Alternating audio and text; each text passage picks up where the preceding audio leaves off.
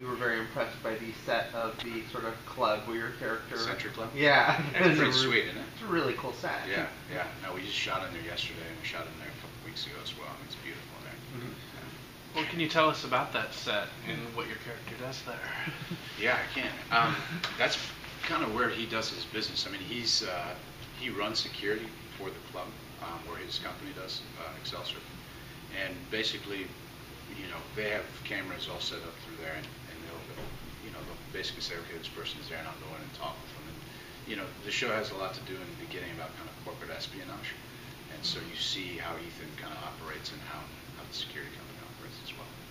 How familiar were you with Rogue before you signed on, and what was it that ultimately drew you to the show? I actually met with Tandy in London and got all the episodes and watched them on the plane. So I watched all 10 in a row on the way back to LA. So I was familiar after that, but I wasn't before that time. What was it that drew you in on it? I mean, I would say Matthew Parkhill.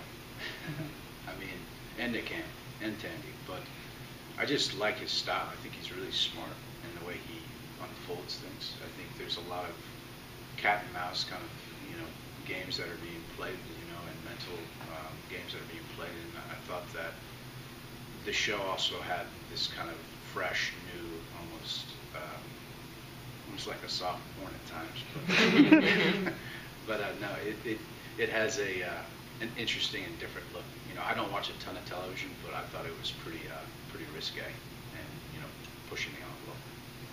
How do you enjoy that aspect of the show? And I think cable's sort of going in that direction anyway. So what excites you about the limits that are being pushed? Yeah, the only thing that I've done really before was network television. So to come out of that to this is like a breath of fresh air.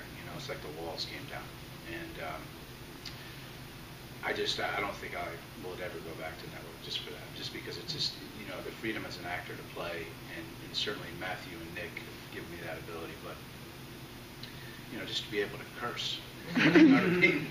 And be able to, what they did last year, I just thought, again, I don't watch a ton of cable, but this is special. I thought. How would you pitch Rogue Season 2 to somebody who might not have seen the show before? I would pitch it saying that it's completely different than the first year. Across the board, and that it has the same intelligence, the same, drama, but different in the sense that it has a little bit more lightness, I think, than the first year. And I think it has the ability to be something really special.